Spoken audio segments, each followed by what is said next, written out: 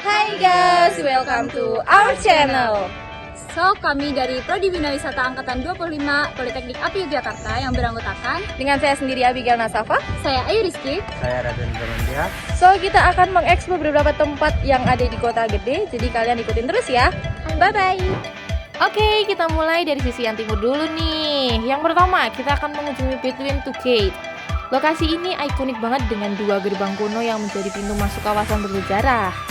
Tempat ini juga sering jadi spot foto-foto favorit wisatawan loh, karena nuansa tradisionalnya terasa kuat banget. Kita next ke lokasi yang kedua. Selanjutnya ada Benteng Raden Ronggo yang berlokasi di Kampung Peleman Rejo Winangun, Kota Gede. Benteng ini juga merupakan peninggalan sejarah yang berkaitan dengan tokoh penting pada masa Mataram Islam. Sisa-sisa bentengnya menunjukkan bagaimana kawasan ini dahulunya menjadi pusat pertahanan di Kota Gede. Next, masih di sisi timur nih guys. Sekarang kita lagi ada di lokasi ketiga, yaitu Batu Gilang. Nah, ini nih yang namanya Batu Gilang, sebuah batu yang punya nilai sejarah dan kepercayaan tersendiri bagi masyarakat Kota Gede.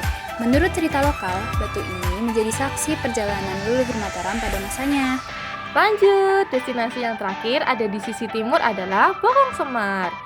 Sebuah relief unik yang bentuknya menyerupai tokoh Semar. Banyak yang percaya tempat ini membawa simbol keseimbangan dan perlindungan bagi masyarakat Kota Gede. Oke, sekarang kita akan mengeksplor ke sisi tengah Kota Gede. Yang pertama, kita akan mengunjungi makam leluhur Mataram Islam. Di sini merupakan tempat di mana tokoh-tokoh penting pendiri Mataram dimakamkan. Suasananya tenang, sakral, dan penuh nilai sejarah. Di tempat ini, kita harus menjaga sopan santun baik tutur kata maupun perbuatan ya guys. Next, bagian tengah yang kedua nih, kita ada di Sendang Seliran. Sendang ini terletak di sebelah selatan komplek makam Raja-Raja Mataram, Kota Gede. Tepatnya di Sayangan Jagalan Banguntapan, Bantul. Konon, Sendang ini digunakan sebagai tempat bersuci sejak era Panembahan Senopati. Dan biasanya, abdi dalam Jogja bagian makam menjelaskan bahwa awalnya Sendang Saliran dibuat dengan tujuan untuk bersuci saat hendak beribadah ke masjid. Dulunya digunakan oleh keluarga Kanjeng Panembahan Senopati beserta istri dan anaknya. Kalian tahu nggak sih, sebenarnya Sendang Saliran ini memiliki nama Sendang Salira. Salira dalam bahasa Jawa memiliki arti pribadi. Lanjut, destinasi terakhir di sisi tengah Kota Gede ada di Sumber Kemuning. Sumber Kemuning ini adalah mata air yang bersejarah di kompleks makam Raja-Raja Mataram, Kota Gede, yang konon berasal dari tongkat Sunan Kalijaga. Tempat ini memiliki dua area terpisah untuk laki-laki dan perempuan, yang dahulunya digunakan untuk bersuci keluarga kerajaan. Saat ini, Sumber Kemuning menjadi situs cagar budaya yang masih dikunjungi untuk berziarah dan memiliki nilai sejarah serta budaya yang kental. Lanjut, yang paling viral nih guys, ada Rumah Indis. Rumah ini merupakan rumah peninggalan yang dibangun pada tahun 1860. Pemilik pertamanya adalah keluarga dari saudagar kaya bernama Atmo Sudikdo. Dan kalian tahu nggak sih, tak dipungkiri bahwa bangunan dengan arsitektur Belanda kuno ini memiliki sisi mistis.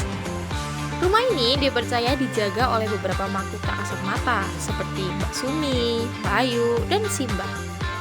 Fun fact, Mbak Sumi, sang penunggu bangunan lawas tersebut, pernah merasuki salah satu rombongan dan menjadi faktor mengapa rumah ini disebut sebagai Rumah Pocong Sumi. Kata penjaga rumah yang bernama Pak Nono menambahkan bahwa penunggu di rumah ini sebenarnya memiliki aura positif dan tidak suka mengganggu. Hanya saja, mereka akan merasa terganggu jika pendatang atau wisatawan berperilaku tidak sopan, seperti tidak mengucapkan permisi saat memasuki bangunan tersebut. Penjaga rumah tersebut memberi patokan waktu untuk mengunjungi rumah Indis pada pukul 8 pagi sampai 5 sore jika ingin berkunjung. Berkunjunglah di jam yang sudah ditentukan. Jika melebihi batas waktu tersebut, maka penjaga rumah tersebut tidak akan mengizinkan pengunjung untuk masuk kembali.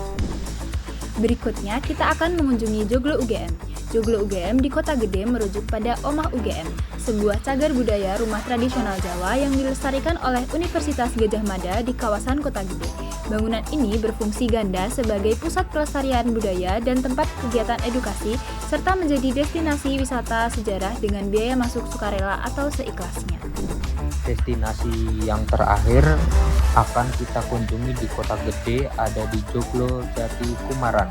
joglo ini masih mempertahankan struktur kayu asli yang megah, serta menjadi bukti kekayaan arsitektur Jawa. Rumah-rumah joglo di Kota Gede termasuk Jati Kumaran memiliki ciri khas unik berupa konsol penyaga yang disebut bahu dahyang. Konsol ini memiliki ukiran dan bentuk khas yang berbeda dari joglo di daerah lain. Meskipun beberapa joglo lain di Kota Gede telah menggantikan dengan konsol besi akibat pengaruh Eropa, secara tradisional rumah joglo dibangun oleh kalangan bangsawan atau priayi karena biaya pembangunan yang mahal, menjadikan penanda status sosial dan ekonomi pemiliknya. Itu tadi beberapa tempat wisata yang telah kita kenalkan. Semoga review ini dapat membantu kalian untuk bisa mengeksplor Jogja lebih lagi, terlebihnya di Kota Gede. Kita tunggu kalian di Jogja. Tetap semangat menjalani hari, stay kreatif, dan jangan lupa untuk tetap kritis dan bijak menyikapi informasi. Salam dari kami, bye-bye!